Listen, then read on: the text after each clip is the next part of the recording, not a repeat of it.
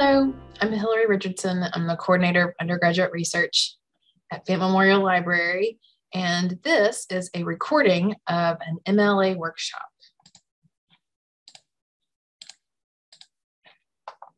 So normally in workshops, I will ask people what they have trouble with most when it comes to citing with MLA style. But since this is a recording, I will say that the MLA presents some problems with formatting, but also with in-text citations and with end-of-paper citations. And I'm going to cover all of those briefly here in this workshop.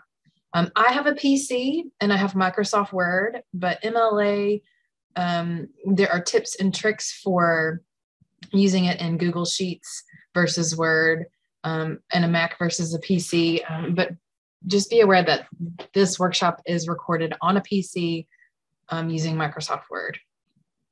So the reason that citations are important at all, you might be wondering, why do I have to do this? This is so tedious. But the reason that they are important is because they give your teacher a sense of understanding that, that you respect the rules and that you're interested in learning the conventions of the discipline. So this is a quick video that is humorous, but also restates that in other words. So I'm going to play it real quick and get us kicked off with this. Welcome to Kimball Library Story Hour. Today, we have a story for you that's wonderful and disturbing. This is a story about Jim. He's smart, creative, and his ideas have real merit. He also hates wearing pants. Unlike his ideas, which freely float like squid through an ocean of thought, his pants constrict, an inconvenience, like an octopus devouring a baby seal.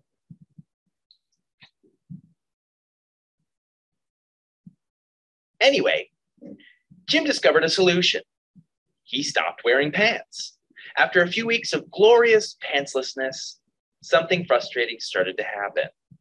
Nobody paid attention to any of his good ideas. Instead, they just asked him dumb questions, like, where are your pants? Why no pants? What's with the not wearing pants thing? Should we call the police? It didn't matter that Jim was smart and well-educated. Without pants, people didn't trust him. The moral of the story is that in the university, we cite sources for many of the same reasons we wear pants. It makes you appear more credible. It shows respect to the people around you. It says that you care enough about them that you will inconvenience yourself for their comfort. And it speaks to your kick-ass ability to follow directions, which might be the most important thing you learn in college. But seriously, your professors really care about this stuff. So not citing sources or doing it poorly sends the opposite message. You're a jerk who only looks after number one, and nobody else matters. This has consequences beyond just failing your paper or getting expelled from the university. It makes your professors think of you as a weirdo. A pantsless weirdo. So this style of humor is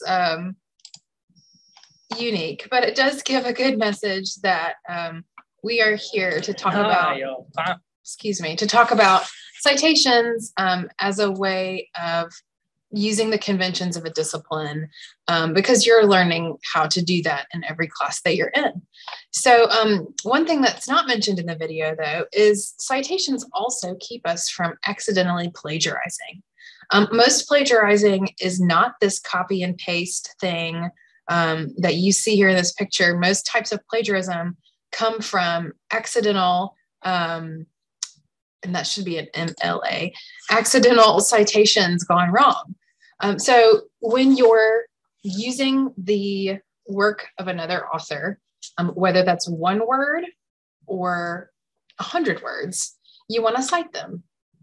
And so, and by one word, I usually mean a unique word, not like the or and, but a very intentional word that you're borrowing from somebody else. Even if it's just one word, you'll want to cite that person. And for MLA, that usually looks like an author or a title and a page number in parentheses. When you're citing something, it's because you're borrowing an idea or borrowing words. If you're borrowing an idea in your own words, that's a summary or a paraphrase, but you would still cite that. If you were borrowing the idea plus the words, you would use quotation marks. And quotation marks will include the citation as well. So whether you're borrowing words or ideas, you'll want to cite that person so you're not perceived as somebody who is stealing somebody else's children by plagiarizing, whether you're doing it intentionally or unintentionally. So another part of MLA is formatting.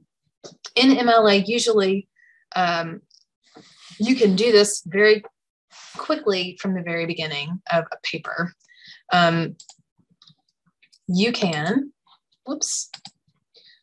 make sure a lot of this is done at the very beginning. I'm going to start a new Word document and show you how to do this very easily. In a new Word document, to get the page number and the heading right, and the margins and the text and all of that, you can do this once and then have it set for the rest of the time you open Word, or you can do it every time. But you'll see that I'm not in Times New Roman right now. So let's fix that, times 12. If you wanted to change this so that it is automatically this every time, you'll click this little call out button and you'll click set as default.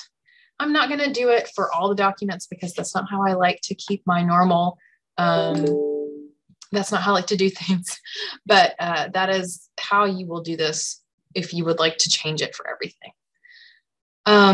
In the margins, you'll go to page layout or layout, and Word now has it at default 1. A while ago, it used to be 1.25. Don't know why, but it's 1 inch all the way around, 12 point Times New Roman font. You can also ask Word to remember that, and you can ask Word to double space like this. You can also hold down Control-2 for double spacing as well. So now I have words in double spaces. You also want to do a header, and the header can be done either by going to layout and, you can add, not layout, insert, and you can add page numbers and headers this way. Under header, you can add one this way, or you can follow this mouse above your cursor, double click, and it'll go to the header. In MLA, you want to add your last name, and you want to add a page number. And you can have these options as well. And you want to add the page number like this and not like this, because your page will automatically say 1 at the top. You want it to change every time. And this should also be right aligned. So let's move that over now and add a page number here. So insert, page number over here. And I did erase my name that way. So Richardson 1, and you can see that it kind of highlights it because it's not regular text. It's going to change after every page. A lot of times this will be a different font. Make sure it's still Times New Roman. If your settings aren't set to default, but you'll have to change it every time. So make sure you do that, or you set your default settings to be Times New Roman. All right, so we've got margins, we've got double space, we've got Times New Roman 12. We need now another header. So we use name. Make sure I'm getting this right on the checklist. So we've got your name, your instructor's name. You've got the class or the class number, depending on how it's structured. And then you want to add the date. And for MLA, for whatever reason, they want the date to look like this. So today is February 23rd. We're going to type it in, date, month, year. And that is typically MLA from the beginning. The last part of this is the title. And you don't do any extra spaces. You don't make anything bold. You just return one line, center your title, and add your title. And the key for MLA is good titles usually are going to have some kind of description of what you're writing, but also have not just description, but a kind of summary of what you're talking about. So if you're writing an essay about the book Animal Farm, the title Essay About Animal Farm is not going to be considered the best title, even though that is what you're writing about. You might want to say something like exploring the Marxist themes in Animal Farm through whatever. I'm making this up. I'm ad-libbing this. So you're going to be descriptive in your title is the main takeaway here. And the title, just like other titles, is going to capitalize these letters. And because Animal Farm is the name of the title, we're going to italicize this. My title. It's not the best, but it's better than Essay About Animal Farm. So backspace is the shortcut to get back to left align. So there we have the formatting down. No big deal. Easy peasy, right? Even if it's not easy peasy, that's okay. Going forward, citations is what trips a lot of people up after the formatting. So, excuse me, I want to go over a quick, brief overview of some main things when it comes to using in-text citations. Whenever you're quoting or paraphrasing something, again, you're going to want to cite it in the text, as I mentioned before. And with MLA, it is the author's last name. If there is no author, it is the title, either in quotation marks or italicized. Quotation marks if it's a short work, italicized if it's longer, like a book or a movie. No comma or anything, but the page number just after that. So in this case, it's romantic poetry is characterized by the, quote, spontaneous overflow of powerful feelings, quote. Then you do a space, then you do parentheses, author, number, page number, parentheses, period. That is generally what you're looking for. You can see in this sentence that Wordsworth is not mentioned until the citation, but an alternative version of this could be Wordsworth says that romantic poetry is characterized by the, quote, and you say the quote, and then you end it. And then instead of putting Wordsworth in the parentheses here, you just need the page number since the author was here already. Now, a lot of students have problems with something called dropped quotations. And that is where it's not technically incorrect.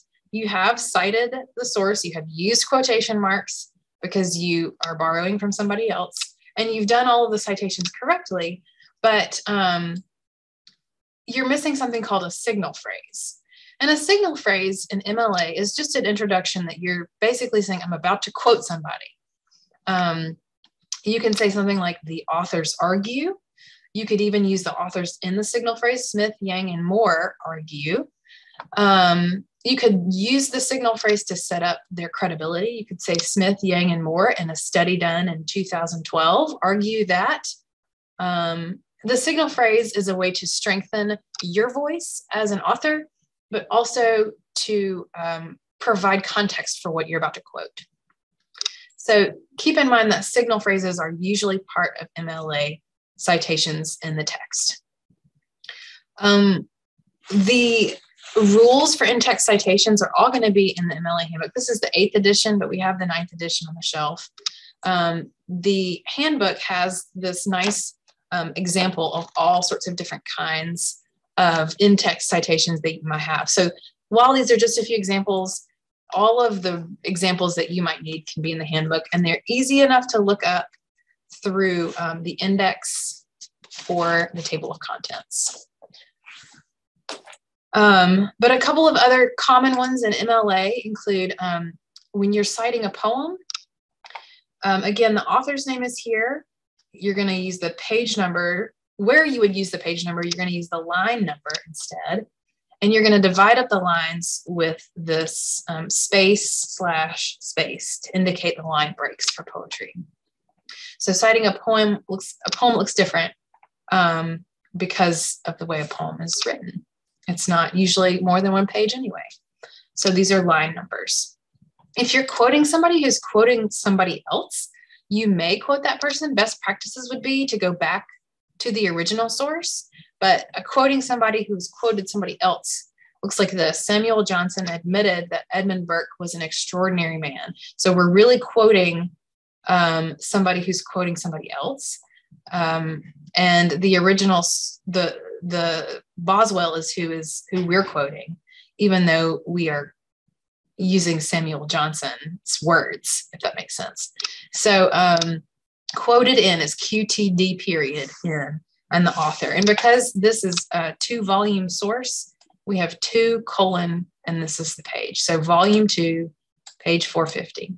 There's a lot packed in this reference. The last common thing are block quotes. And the thing to remember with block quotes is that it's a rule of thumb that you're going to use a block quote because all of the words are important and you couldn't do without any of them. But you'll also follow up or introduce that block quote with just as many words of your own to analyze what you have included. And to do a block quote, you don't use quotation marks. This is the one exception to the general rule.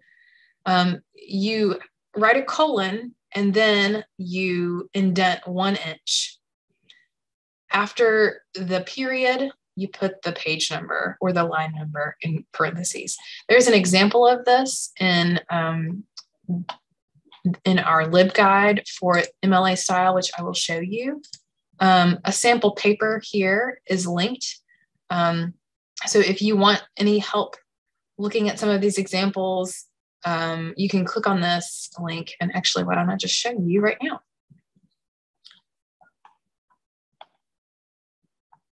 A block quote is going to look like this. There's an indentation, an extra indentation. Oh, this is not MLA. I'm going to fix that link. And after the period, you do the page number. Ignore this footnote. I will change the link after. Okay, so those are some common things to take note of.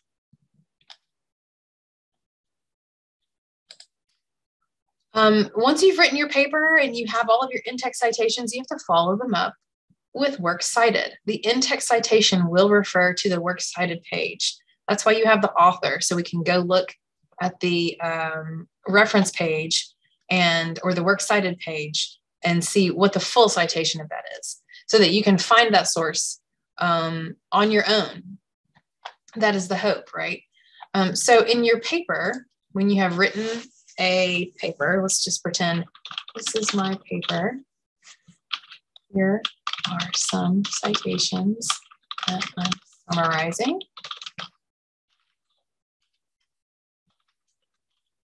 Here's one that I'm quoting, and I'm using this great signal phrase.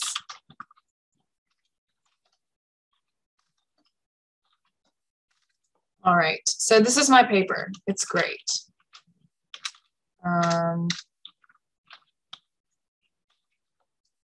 The end. So we'll say author 1 and author 2 are going to go in the works cited page. To format the works cited page, you will, a lot of people will hit enter all the way down. But the downside of that is if you go back and add more to your paper, after you've already done this, it's going to move the heading for works cited down to the middle of the page. And that's not what you want. It has to be at the top of the next page. So in order to avoid that, you hit Control Enter, or alternatively, insert page break. That's going to bring all of the stuff to the top of the next page. Just like the title, you'll center it and you'll type in works. And then you'll hit enter again and then backspace to get back to left align. The tricky part with MLA is the hanging indent. And in Microsoft Word, that looks like dragging, and this will pop up this bottom caret over 1/2 inch. I think you can do this in Google Sheets as well. If this ruler is not visible, going to view and making sure that ruler is checked will make it visible. That's the easiest way to do it. But you can also do hanging indents a different way, but I suggest view ruler and hovering over this bottom indent until it says hang indent. If you drag this one, it'll pull over the whole line and not just the indent. So what that ends up looking like is this.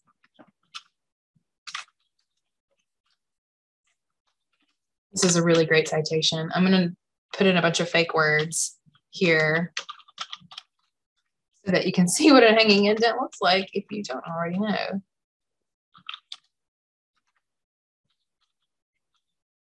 That's what a hanging indent looks like. And this is not a correct citation. Please do not copy this. What I'm here to show you, though, is that if you go to reveal the characters, there's nothing here. There's no extra tab. It's just a hanging indent. Oh, look, I also can see that my header has an extra space here. So I can take that out as well. I love this show characters button, just so it shows you the hidden things that are going on in your document. Okay, so this is what the formatting should look like. Every in-text citation should have a works cited entry. And MLA is flexible. MLA is not meant to be a prescription for every type of source that could ever be.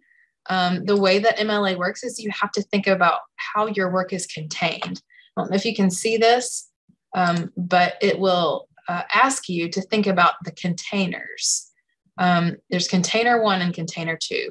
So an example would be if you're citing something in a book, the container is the book. If you're citing something in a journal, the first container is the title. I'm sorry, the first one is the article, and then the journal is the second container. So you got to think in increments. The journal issue, and then the title of the article, and then the issue, and the rest of this stuff is here. Not everything in MLA will be filled out in this template. This is from the 8th edition, but it still holds for the 9th. But as much information as you can fill out about what's going on in an MLA, in a work, will help your citation. Again, I think it's helpful to look at the examples in the sample paper, and you'll see that they all follow general guidelines. Titles are italicized.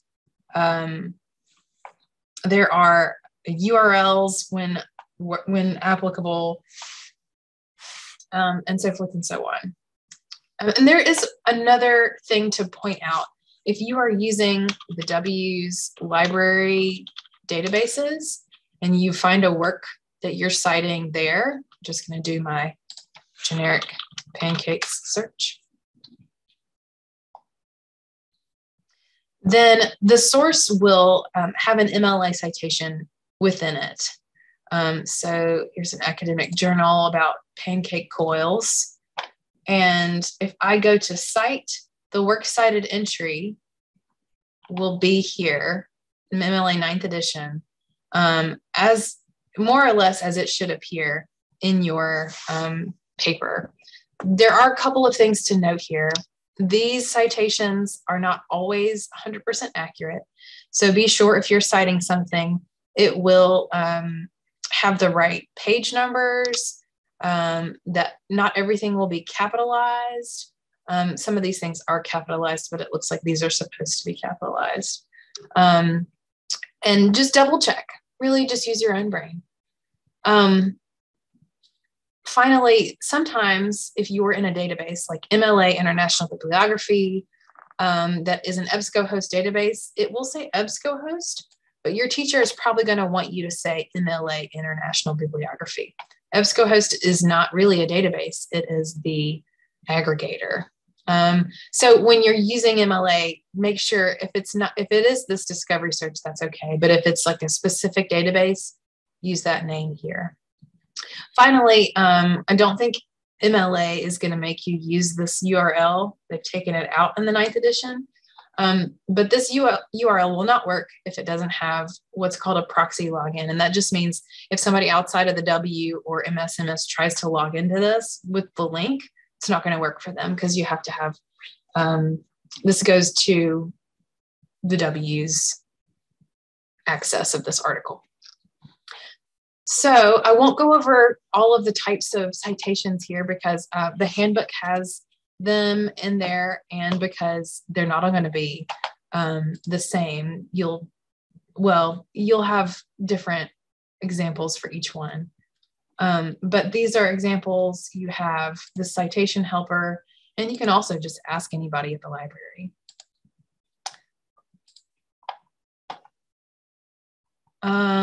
So real quick, I'm going to show you an example. This is a worksheet that is linked in our citation guide.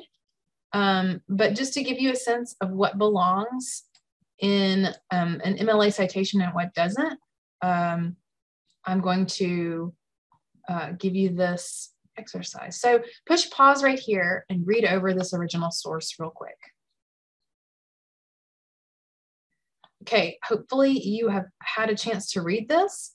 We're going to note that this is the original source from an article in a book called Out of Kansas, The Wizard of Oz, Writers at the Movies.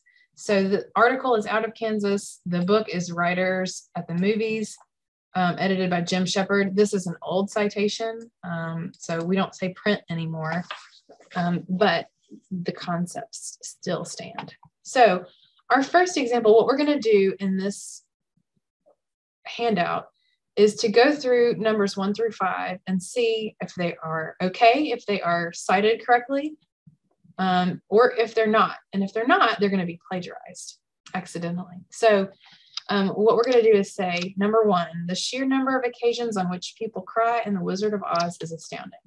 Push pause and read through this again, and if it is plagiarized, or if it is not, think about why. Okay, hopefully you have come to a conclusion.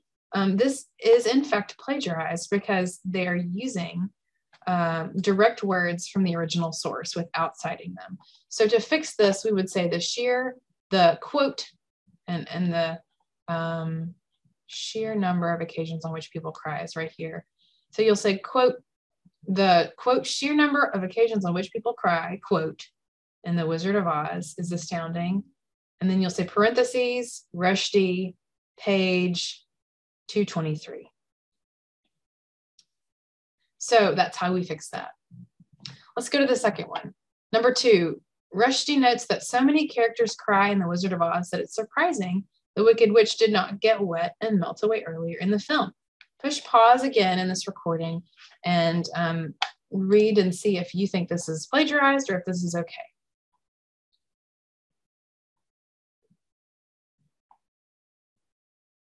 All right, hopefully you've come to a conclusion.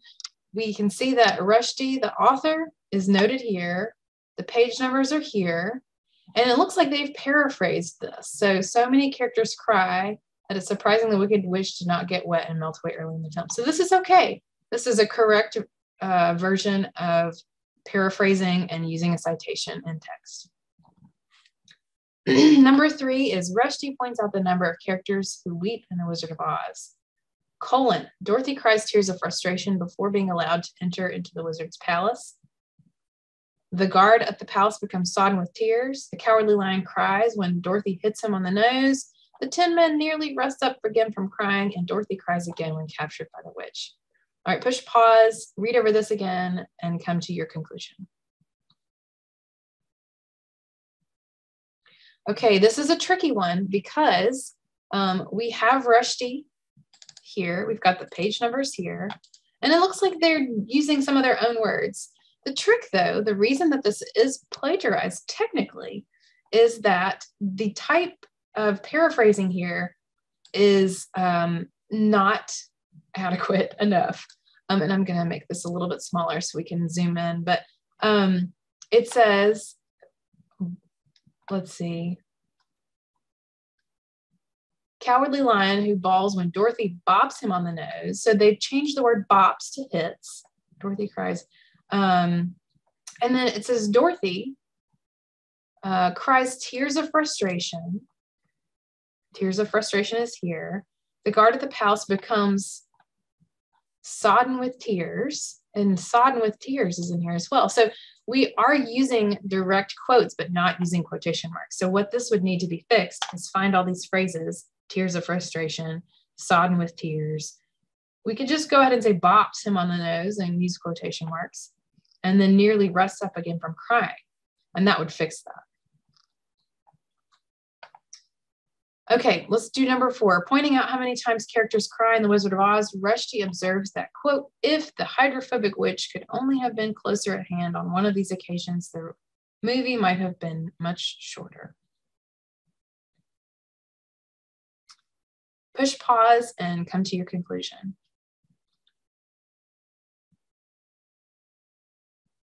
Okay, this one is fine. We've got a signal phrase. We've got the page numbers, and they're quoting all of the things they need to make the point that they're making. So this one's good. No changes necessary. Finally, number 5, Rushdie notes that Dorothy's weeping makes other characters cry, comma, as when her tears, quote, undam a quite alarming reservoir of liquid, quote, from the guard in an extreme performance outside the wizard's palace. Push pause and come to your conclusion. Okay, hopefully you have noticed that, yes, they are using the author, they have the page number, and they are quoting what they have used verbatim, but, oh, this is so tricky. I kind of wish they didn't do this. An extreme performance is a direct quotation regarding the guard in this paragraph. So they would need to quote that or change the words so they're not verbatim. I don't know that people would count this as plagiarism in a normal classroom, but it is technically plagiarism. So keep that in mind as you're writing. When you're using words that you saw from somebody else's work, just quote them. Just quote them. Or use your own words without just changing one word in a phrase or something like that. This handout, again, is available, right here in the guide that is online. So finally, a lot of this is complicated, and there are always exceptions to the rule. So there's a lot of help that you can get with guides online and in the library. I mentioned the research guide. This is the link to that. The MLA Style website is also helpful in searching things. It doesn't give you as many examples as the handbook itself, but we also have the handbook on the shelf. And then I used to recommend Purdue OWL's Writing Lab, but I have changed to Excelsior's online writing lab because the Purdue OWL one gives you a citation generator that I just don't like. So this is my new recommendation. It is very much like the Purdue OWL. And you can also see that I'm using the Purdue OWL's sample paper here. But if you want to just look up something quick, I recommend the Excelsior website. Finally, getting help on your own is great, but getting help from somebody else at the library is also a possibility. So if you have questions, you want to get a specific question answered about MLA, you can either chat with us, you can email us, you can text us, you can call us, or you can just email me directly, Hillary Richardson. I'm happy to talk with you or help you through any kind of MLA citation question that you have. So that's the conclusion of this workshop. I'm here if you have any other questions, and hope to wish you luck on your research papers.